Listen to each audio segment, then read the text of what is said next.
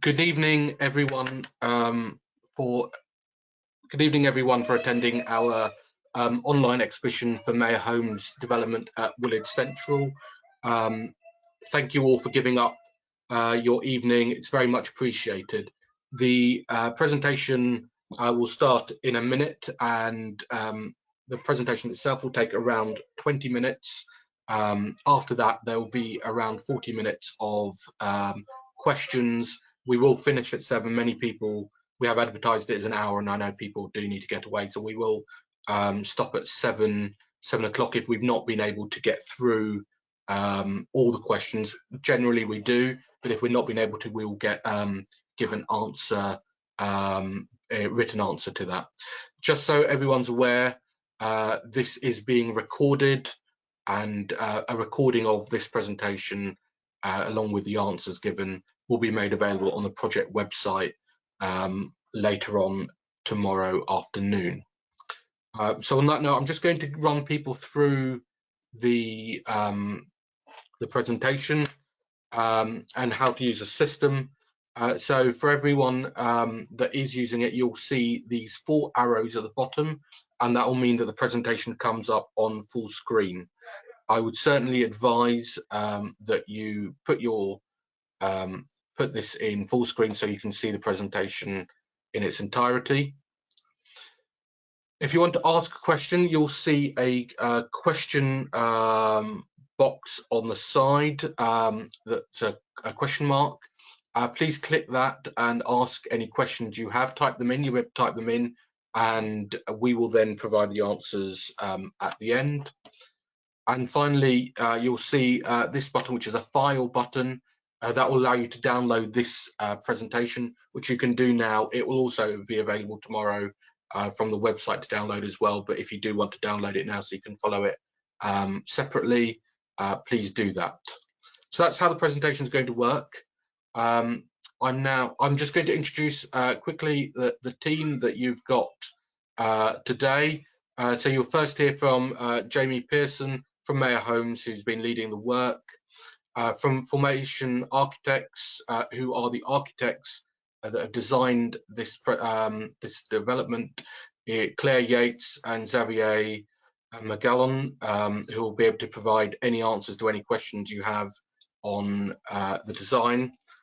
Got Kate Green and Simon Fowler from Avison Young, and Avison Young are the planning consultants, and they provide advice and on exactly how the development might it does work from a planning point of view and planning policy point of view. Got myself, Sachin Shah, and my colleague Joanna Christofides from Curtin & Co. And Curtin & Co. are working with Meyer Homes on the public engagement and political engagement for this development. So without any further, I'm going to hand over to Jamie to explain who Meyer Homes are. Jamie. Thanks, Sachin. Good evening, everybody. My name's Jamie Pearson, and I'm a representative of Meyer Homes. Meyer Homes have been involved with the site since the acquisition of 14 sites from Tesco's back in 2015. Since that time, we've taken through 12 other sites and assets across London and the South East. Over 1,000 units in the borough of Kingston, 300 units in the borough of Hounslow, amongst others, Dartford and Lewisham as well. We are in the process of acquiring other developments across London and are very much here to stay. So we are very excited about the new application that's coming in, which you'll see the sort of in its infancy as we push this presentation through. And I'll now pass over to Claire, who'll just give you a little bit of information about Formation Architects. Hello everyone, thanks for attending. Yes, Formation Architects, we're a practice based in central London, South London at the Oval, and we specialise in designing residential schemes from all ranges from affordable housing through to prime residential. We have a number of projects we've worked on around the borough. Most of our work is focused in London and the South East, and we've been involved in this project for the last 5 years now. next screen. Thanks, Sean. Okay, I'm just going to talk people through the site itself, and we've just, as Sachin's just showing an image there of what's known as phase 3 and phase 4. Phases 1 and 2 are the already built Tesco store, the residential apartments above the Tesco store, and the council offices, which sit just the other side of it, as shown on the photo. A little bit of history. We submitted a planning application back in 2017, which went through the usual consultation route via the GLA and then to the council, Greenwich Council. The application was refused, and we then appealed that decision, and the inspector over 6 days sat and listened. An independent inspector sat and listened to both cases, and last year we received, from our point of view, disappointingly, a refusal. We've since then dusted ourselves down. We've re-looked at the inspector's report along with the council's refusal notice and the GLA's comments as well, and we've been back over the last 9 months discussing via a pre-application route with the council in some detail as to what their aspirations are, taking into account all the other comments we've had from, as I say, the council, the GLA, the inspector, and some of the local residents groups that took part in the appeal itself.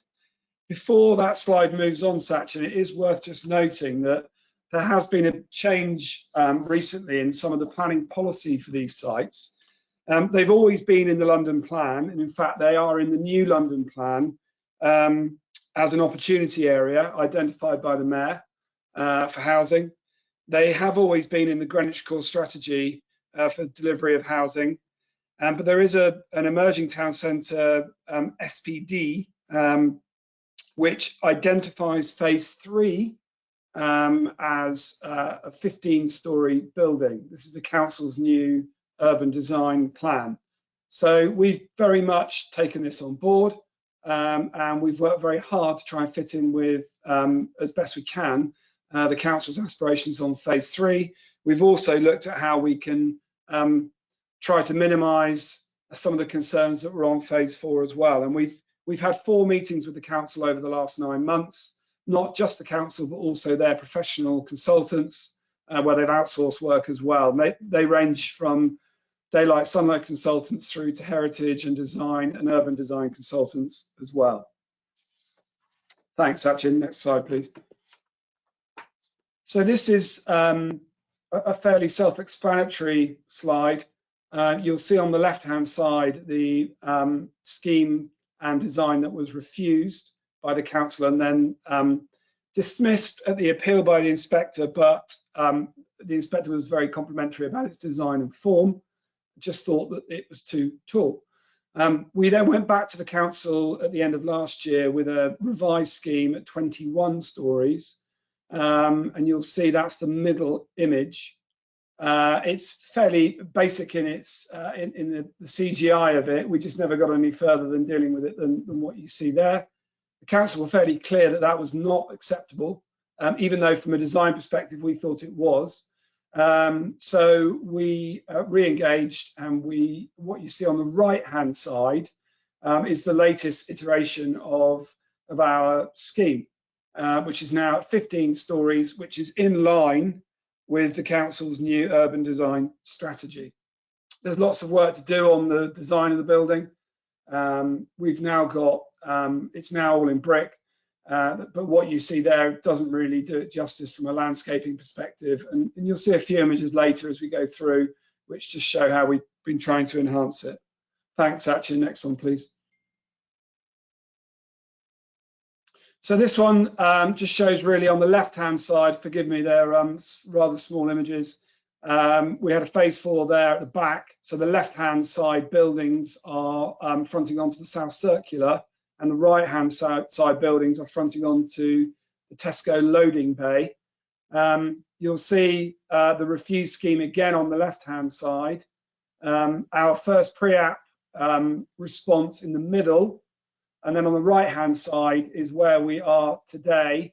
And we're very close, we think, to trying to get some agreement with the council that we've got the right scale and massing. And what that's done is alleviated some of the actually very few technical responses that the inspector had with regards to phase 4. Thanks, Sachin. So just a little bit more detail on phase 3. As you can see, left-hand side was the refused scheme, and the right-hand side is the new proposal. And below are the main bullet points, which really go a long way to addressing the council's concerns and the inspector's comments, remembering that the inspector is an expert in design and heritage. So we've reduced the height of phase 3 to 15 stories, which is a 12-story reduction. We believe that we've improved the way in which the building relates to General Gordon Square, giving it a more sense of enclosure and also a landmark which takes you up to where the town hall is, to where the council building is, and to where the Tesco store is. We've also worked very hard with the council's heritage and design officer to try and reduce the impact that phase 3 is having on the heritage assets, which is one of the main concerns from the council in its refusal, particularly to the foundry down at the Arsenal and obviously to the barracks, which sit up above the site. On phase 3, we've also included balconies to all the apartments. None of them had it before. So we've now got a much more public and open building. And we feel that it's much more integrated into the square and also to the Tesco building as well. And then we've really just been looking at how the pandemic has affected the world in a slightly general and wider sense. We're now looking at some co-working spaces on the ground floor and first, along with a smaller area of retail, but still large in the sense of the other retail spaces around the square, with some cafe. And what was very apparent in the run-up to the scheme being refused previously was that a lot of local residents groups were looking for a space that they could use.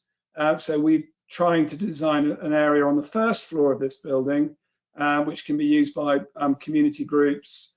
And the detail of that will all come out once the application goes in, but it's really just to reiterate that.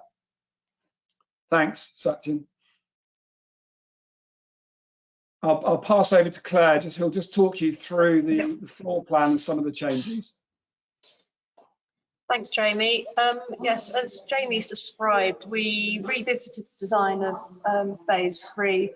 The original design, 27 stories, worked, cutting it almost in half. The proportions and the design created a building that was quite squat and dumpy, and it didn't work with the layout. And also, as Jamie described, the original scheme didn't have private balconies. The area you would have for a balcony was added to the inside of the flat, but given the last year, we've realised the importance of having private amenity, and a lower building, private balconies are a lot more realistic. So we've revisited the layout, increased the number of dual aspect flats, and created a more rational layout. We're constrained by the site itself. It's sort of triangular in plan.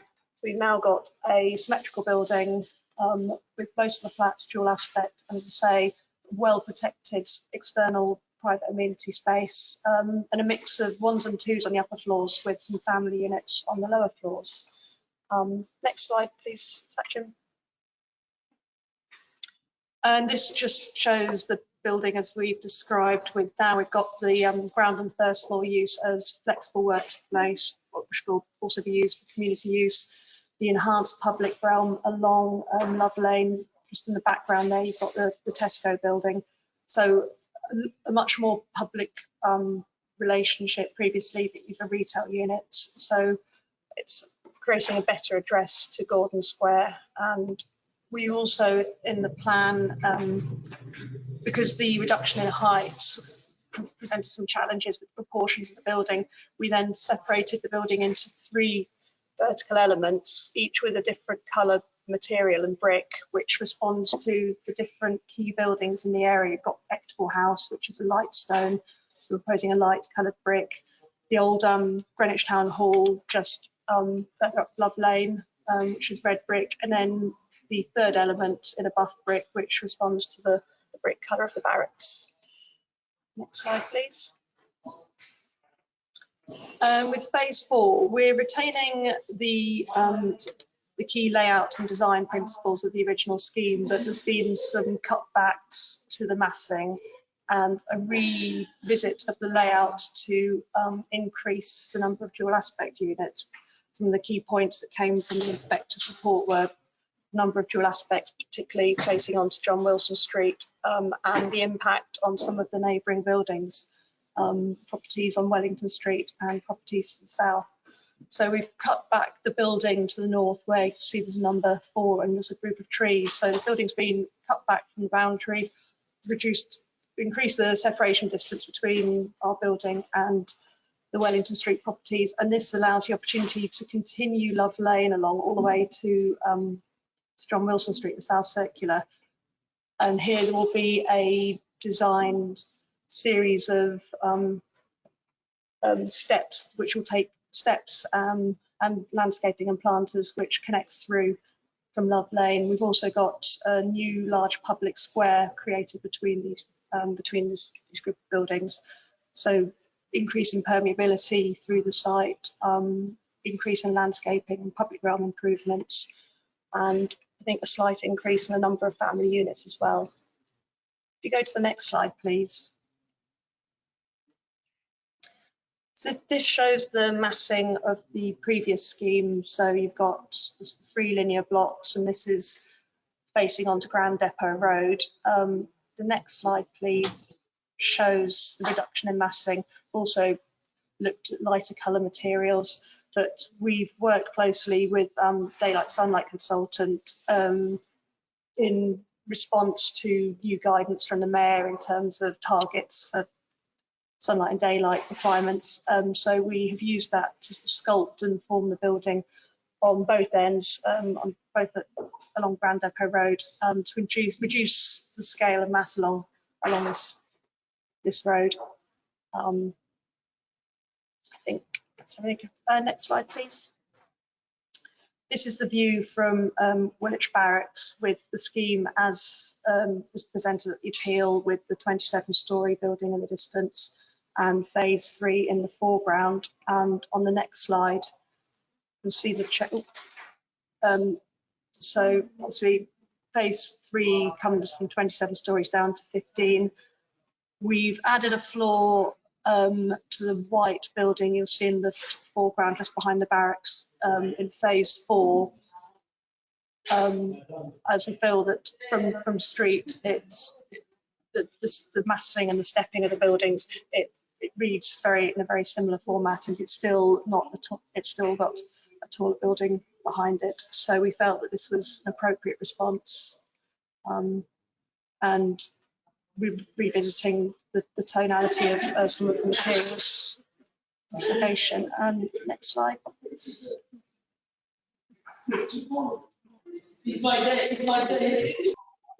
Okay, thank you for that. So we're just coming towards the end of the formal presentation. We've left significant times for questions, so please do start putting your questions. You've got a box with a question mark on it, and we see a number of questions have already come through. So in just terms of the next steps, so we hope Meyer Homes hope to submit in not too far in the summer of 2021. We are now, I think the last couple of days shows us we are now in the summer of 2021. There are continuing discussions with the GLA as well, because of the height of the scheme, they will have they have a right to make a decision on the scheme. Possible decision by the council towards the autumn. These things sometimes take slightly longer in terms of the process when the planning application goes in. We hope around an autumn 2021 decision by the council. Subject to planning permission being granted, work will start on site early in 2022.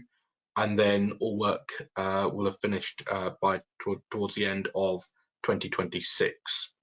So that's the presentation. We are about to move on to the question and answer session. Before I do that, I just want to let people know that there is a feedback questionnaire that will come at the end of the presentation that allows you to give some feedback to some questions we've got, and then there's a general type in any comments you have.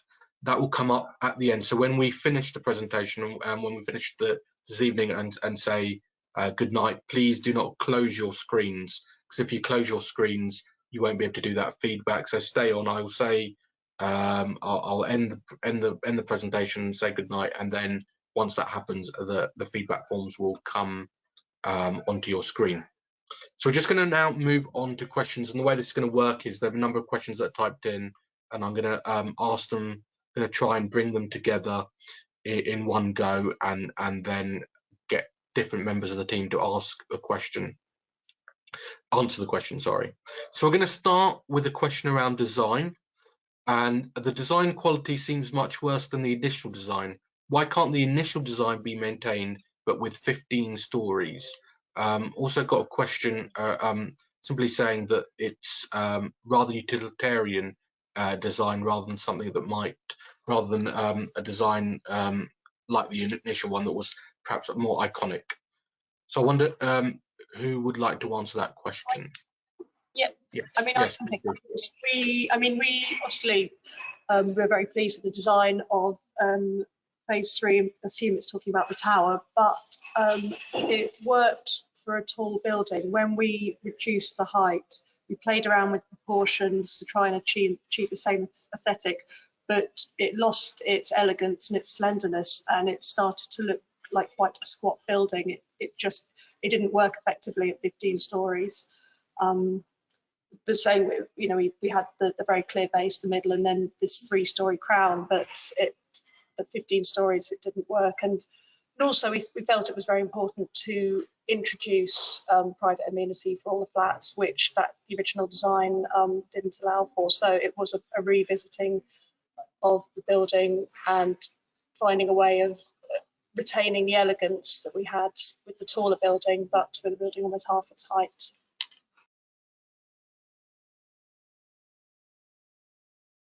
Thank you for that. Sorry, can I just add to that?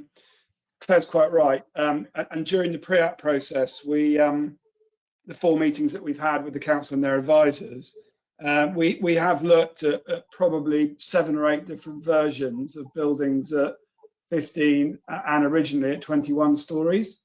So the council were clear that they wanted a building that was slightly more contextual in the way that it looked and felt.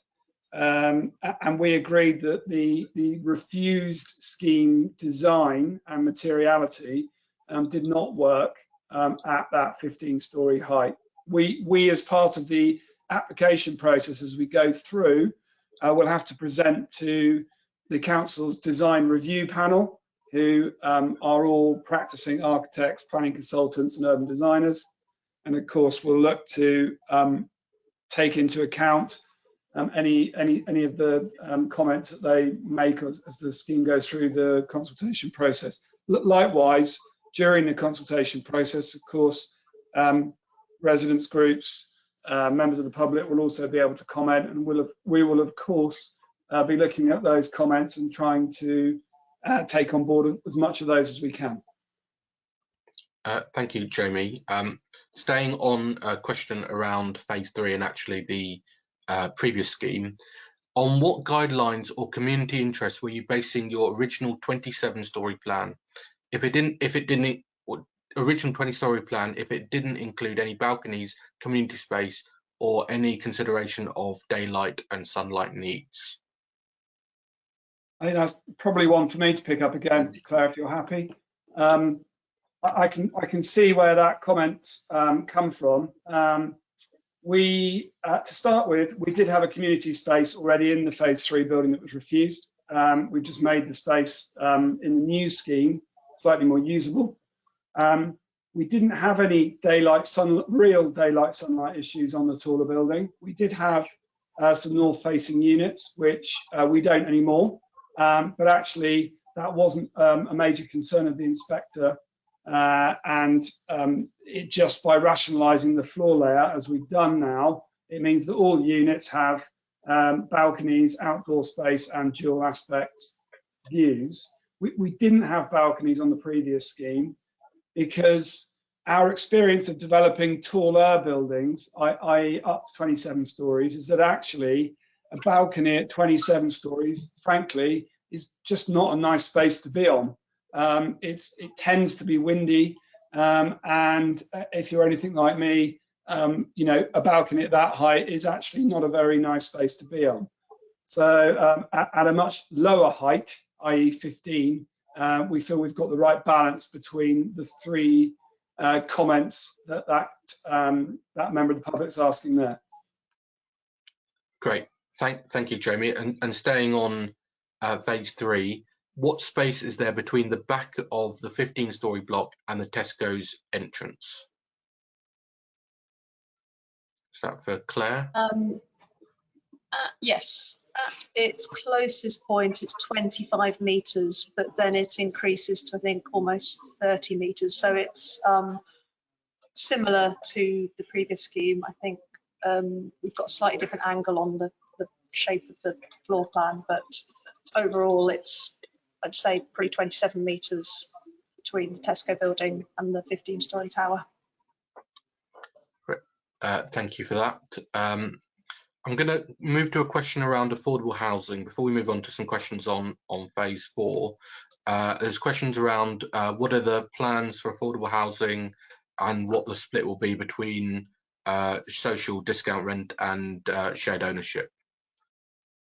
So Jamie, can I ask you to answer that's that question? me touching, sorry. So I guess we just need to rewind here back to the appeal and the refused scheme. As part of the appeal, we agreed a statement of common ground with the council, which both parties signed, which agreed the parameters around which a viability assessment can be done on the site. And those numbers will not be completely accurate now, but will be a good base for us to use on the way through. To answer the direct question, we don't know yet. We're still agreeing the final scale and massing with the council before we submit.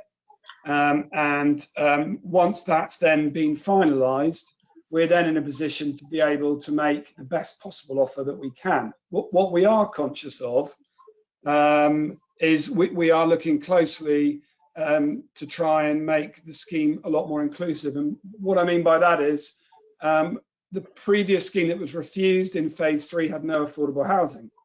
We now will have affordable housing in phase 3. It will be a mixed tenure building. We are also looking at, on phase 4, how we can try to integrate some of the private and the affordable in some of the blocks as well, because that was a criticism that we had before.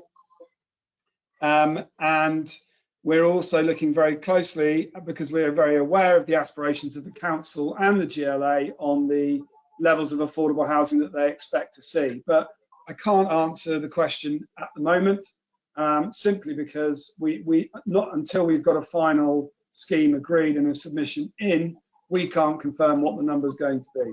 But safe to say that we are fully aware of the council's direction of travel on other major schemes, and we are trying to get the best possible offer for the scheme and for the community, which will be part of the application that goes in the next month or two.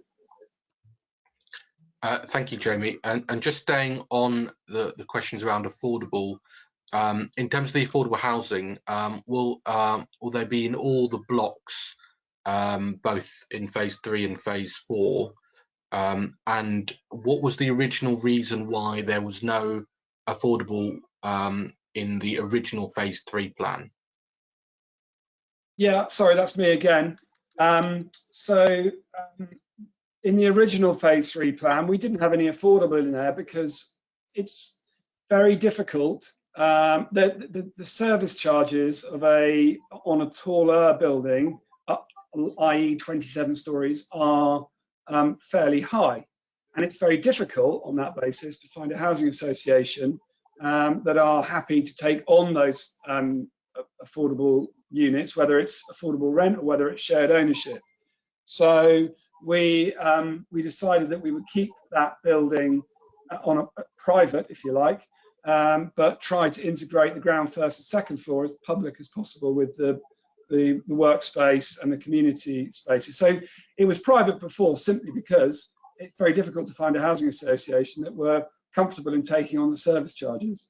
Sorry, Satch, just remind me of the first question that you asked.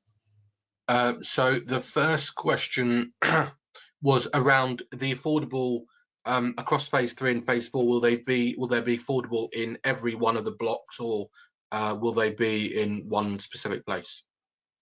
So again, as I said, we're going to have a mixed tenure building on phase 3. We won't have affordable in every single block, but we will have affordable housing mixed within 4 blocks of the 7 blocks.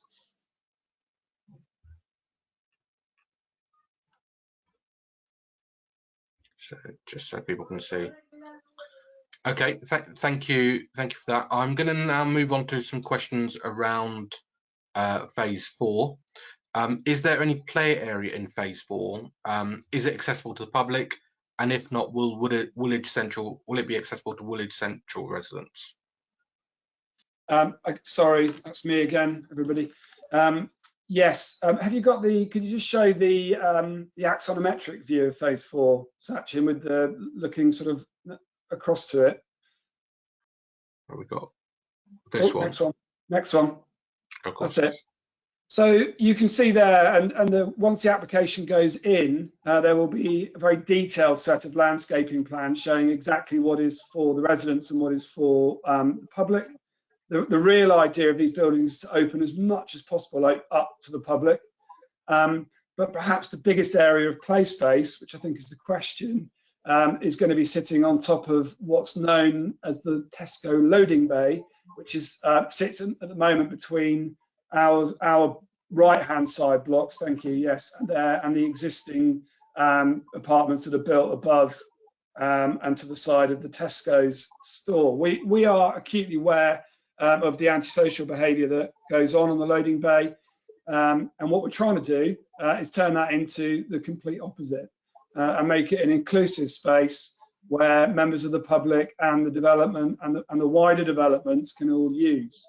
The walkways through the blocks that you can see that we are proposing will not all be public. There will be one small area of private amenity space, but what we're trying to create is an area that people can walk through and use as a thoroughfare down and into the town.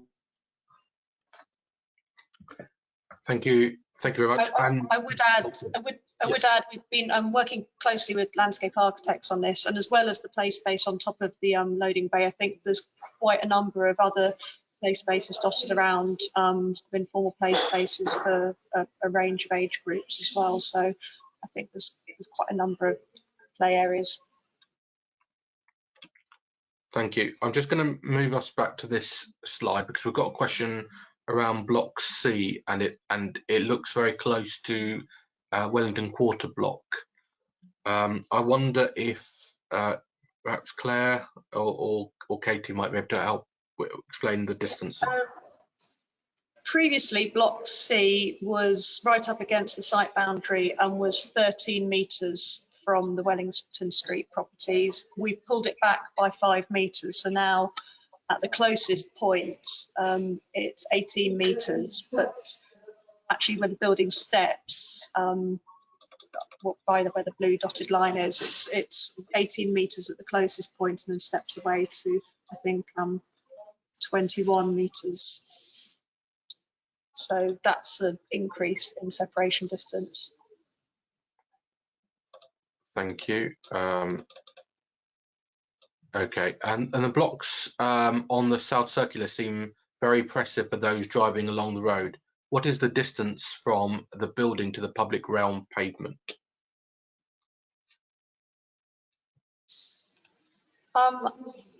It's where we have block C, it is 6 metres. It then block B, as it's shown here, at ground floor, the building line steps in on both block B and A. So you've got a double height, double story space that maintains that 6 metre wide pavement along the South Circular. And then on, I think from second floor upwards, the building line is as shown there. This is an upper floor plan. Can I just add to that, please, Sachin? Yes. I think it's probably a good thing to talk about noise and air quality there as well. It was something that we looked at very closely as part of the refuse scheme. And we don't show the floor plans on this screen of the ground and first floor, but that space is going to be affordable workspace, which effectively is a discounted office space for either one desk or 30 desks, depending on what anybody wants to use. There's then 5 stories of residential above that, which don't have balconies, and then above that they do. And the reason for that is that we've analysed and looked very closely at the air quality and the noise to make sure that the environment, if one was to be on a balcony there, is safe and secure. And we follow stringent guidelines from the council and the GLA, and also now the government as well, because it's obviously an important topic for lots of people. Okay, thank you. I've got another question on phase 4. It's quite a long question. So phase 4, it looks like the garden and open space area between Pepe's Court and phase 4 is located on top of the low-rise building which already exists there. This will put private balconies on floors 2 to 4 of the building behind on Welling Street in direct line sight of the people in this park, due to it being elevated a few floors above ground level. What consideration has been taken to protect the privacy of people in these properties on Wellington Street? Sachin, can I suggest that that's one that we answer after this? There's quite a lot there to digest, and I wouldn't want to get it wrong. Basically, if you're happy, it's one that we will directly respond to the asker after this, because there's quite a lot on there that we'll probably just need to have a look at in detail. Absolutely, and what we'll do for everyone else, we'll make sure that answer also goes on the website as well, so it is available for everyone to see the answer to that question. Okay, so are there any concerns around rights of light given the close proximity to other buildings and developments? And again, I suspect this to do with phase 4. Yeah, that's me and me again. So with any development in a town centre, as part of the application process, we employ an expert in daylight, sunlight and rights of light. We have analysed this area over the last 4 or 5 years, as have the council with their daylight, sunlight consultants as well. And we feel that we now are in line with the mayoral new guidelines, which have recently been issued, and that actually process is ongoing. But of course, any application that's submitted will have to be in line with those and the parameters that are set. So it is something that we have analysed in detail. Fantastic, thank you. So I'm just going to move back to a few questions, make sure we don't miss any out. And there's just a question around, in terms of design and lack of any townhouses. There's often a concern around towers and the danger of creating wind tunnels. How have you ensured both the wind tunnels aren't created, but why are there no townhouses in this development? That's me again, Sachin. So we've looked at this. I guess you've got to rewind slightly back to the policy of the site, and that is that this is a mayoral opportunity area. Now, an opportunity area doesn't necessarily mean you can't have housing, but to have the infrastructure that Woolwich had put in over the last 5 years, Crossrail and some of the other major infrastructure items, there is an obligation for an element of density as well, sensible, well-designed density. We've looked at the front doors that are elsewhere on the Tesco's development on Royal Engineers Road that goes up across the top of the loading bay. There are issues there with antisocial behaviour. And we feel that we can give new residents a much safer environment and also a longer term safer environment by providing a single front door into a block, well, not a single, but singular blocked front doors into blocks, rather than providing lots and lots of front doors, which do present a security and safety issue in a denser scheme such as this one. Thank you. And in terms of, just got a few questions coming up around environment and climate emergency. So should we start with parking and vehicle use and what the plans are for that as part of the overall development?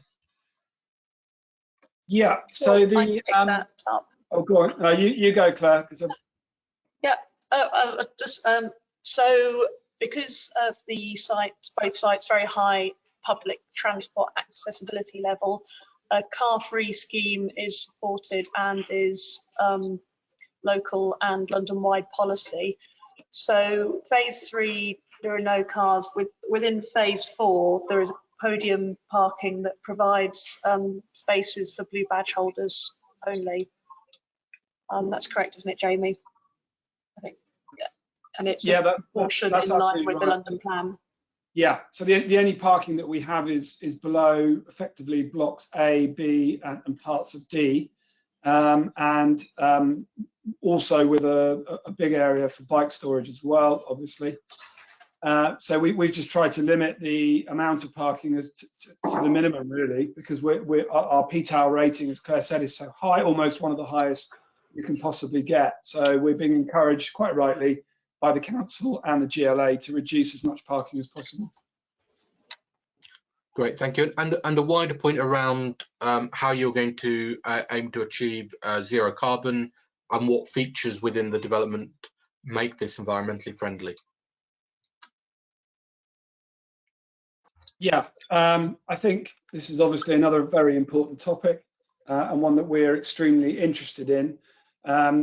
We haven't finalised the way that the buildings are going to be cooled and heated, but what we are very clear on are our renewables are going to work on this site. I suspect this is air source heat pumps, solar panels, but there will be a plethora of other renewable sources of energy that we will be using, along with a landscaping plan, which is a long-term landscaping plan, bringing hundreds of new trees onto 2 bits of land, which at the moment have very few on them. So I can't give you the detail in that now, that will all be in the application. But again, without sounding like a broken record, we will have to hit the GLA and the council's guidelines as far as that's concerned. And we as part of our environmental statement that goes in as part of our planning application, anybody will be able to read that and see the assessment that's done to make sure that we hit all the targets that quite rightly we're being asked to hit. Thank you. So moving back to some questions around phase 4, are there still non-retail workshops at the back of phase 4 facing the road?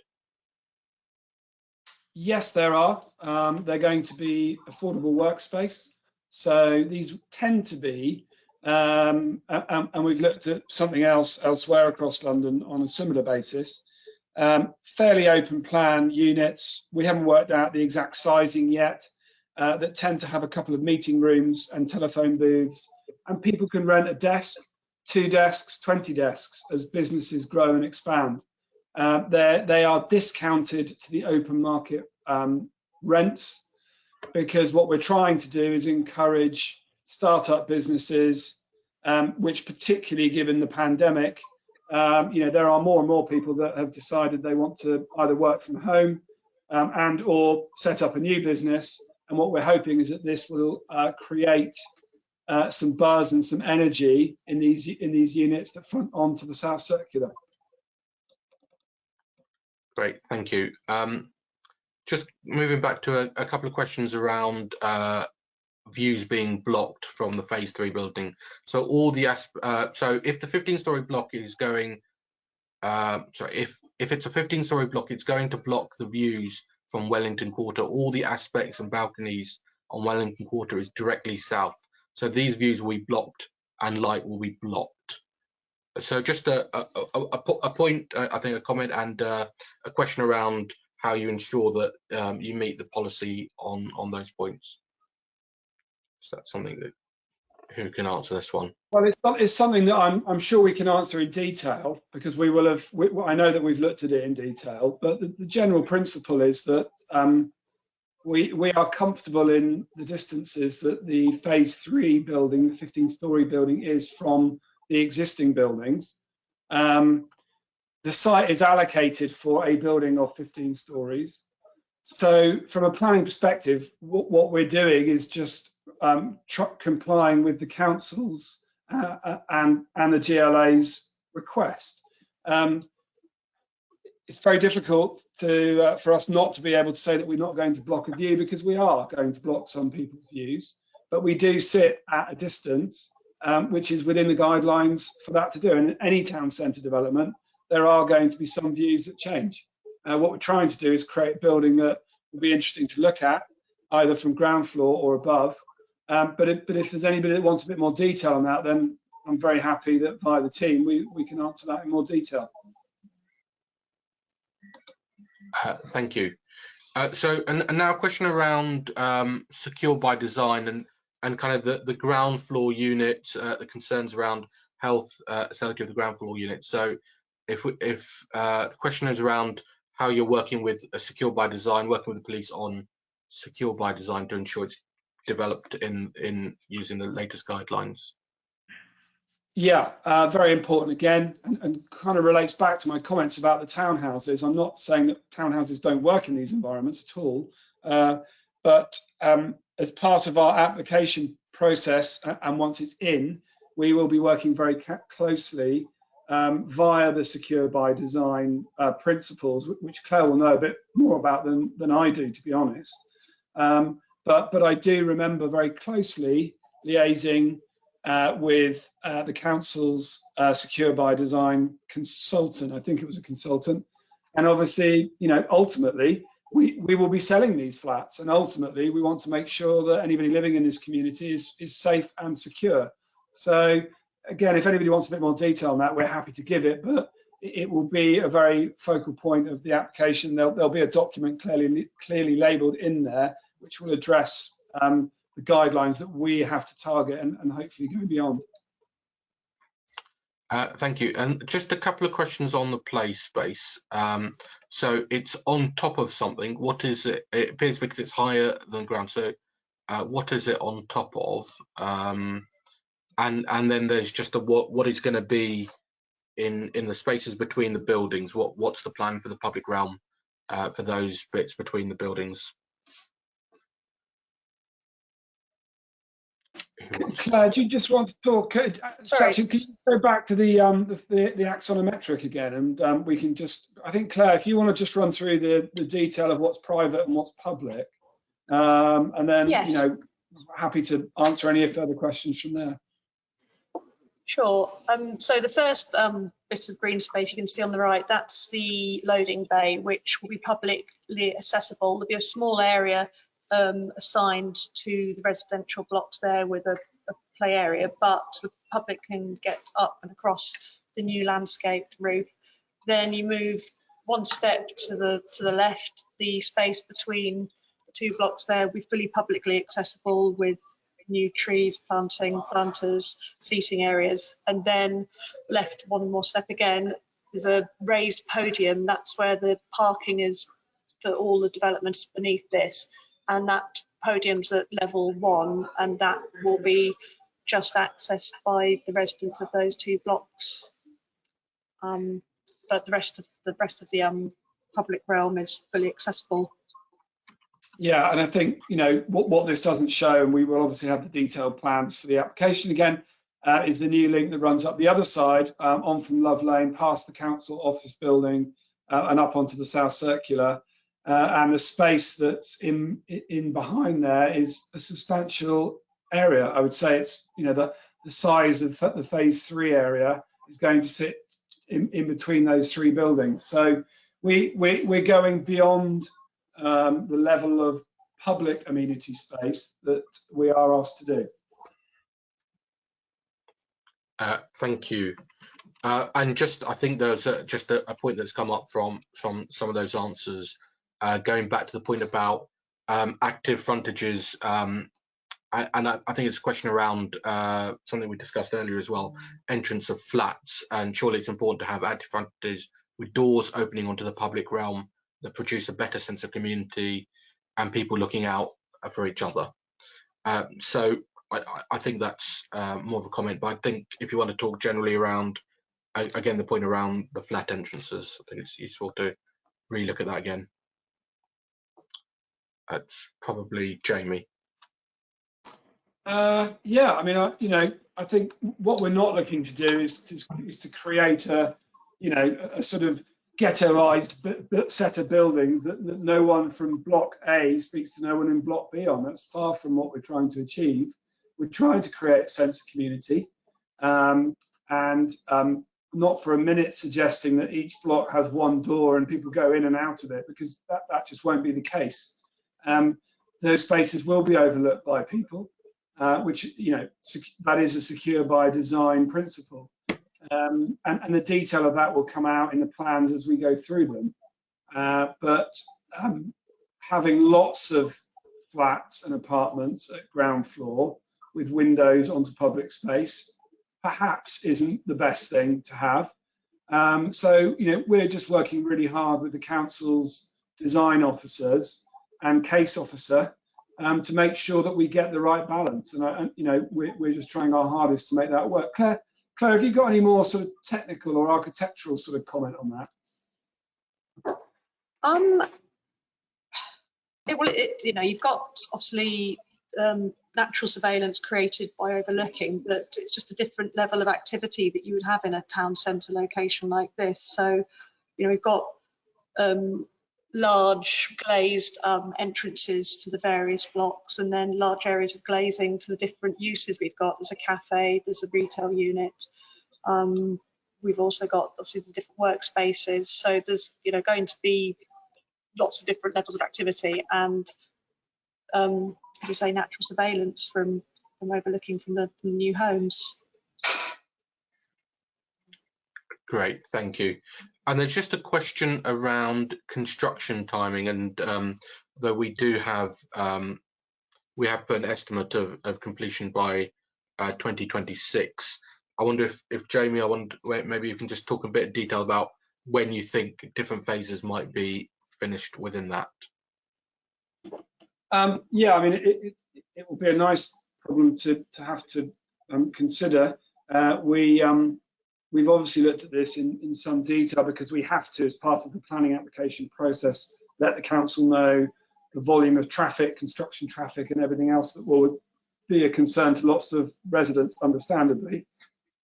It's likely that you know, there'll be phase 3 and parts of phase 4 happening potentially at the same time.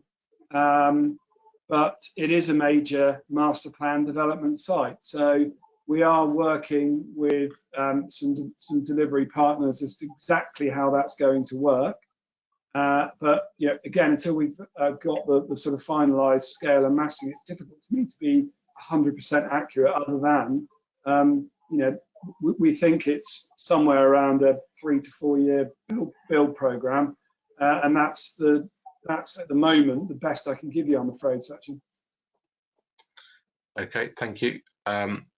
So I as we're coming towards the end, I'm just jumping around a little bit on topics to make sure we get get through the topic areas. So going back to affordable housing, and there's just a question around how they're designed. And the request is that the 3-bedroom, 5-6 person property should have a separate kitchen with separate dining and sitting rooms to allow families to have a home working or homework at different times. I want maybe Claire would talk about the design of the plans for the affordable. Yes, I mean, as we have them, the living space for the family units are it's kitchen, living, dining, but they're generally dual or triple aspect apartments, so the layout, if required, could be adapted to have a separate kitchen area, but I think we've got them currently as one space. But I mean, that would be a discussion we would have with Greenwich on the requirements on that. Okay, thank you. So just there's a couple of procedural questions on the planning process, which and the consultation. So how you can find how can you access the planning application from Greenwich planning portal? And if who wants to deal with the process? I can do that one. Yeah. So that's we will be submitting the application in the next 6 to 8 weeks. There'll be a formal notice that will be put on site. And then Simon Fowler, if you're able just to give everybody a broad idea on how the process itself works. Yeah, that's fine. Hello, everyone. Yeah, so we've got, as we mentioned previously, we've got a few more discussions to go with various stakeholders. So we're probably 6 weeks, 2 months away from submission. At that point, the council will consult in the manner that they did with the previous application. So it'll be made available on the council's website, and there'll be site notices posted in the local vicinity that will make people aware of it. And I think we're also going to make people aware of the application who have registered this process, so you'll get a notification the application has been submitted and ultimately what the reference number is, so you can people in the local community can view the application and all the associated documents. Thank you. There is also, for those you probably signed up to this through the project website, Meyer Homes Woolwich.co.uk. There is a sign up box on the homepage, and if you sign up with your details there, people will regularly send an email out updating people where we are with different parts of the planning application, and then how to provide feedback to the council. And there was also a question around notification of outcome. We'll also use that mailing list to let people know about the outcome of any planning application. Yes. On that, if people are, and I think people may be concerned there about a decision being made about people being receiving confirmation of that. If people make comment via the planning register on the council's website, they'll be notified as and when the application goes to planning committee, and then as and when a decision is finally made. So it won't be a case that an application will be determined without people being made aware of it. Yes, thank you very much for that. Sorry, can I just answer the last question that's just come in, which is to do with cladding, which again is obviously an extremely important topic. We are acutely aware of the problems across some town centre developments, and it's safe for me to say that any cladding system that we do use on site will be fully up to speed, up to date with all the new requirements that one would expect to see.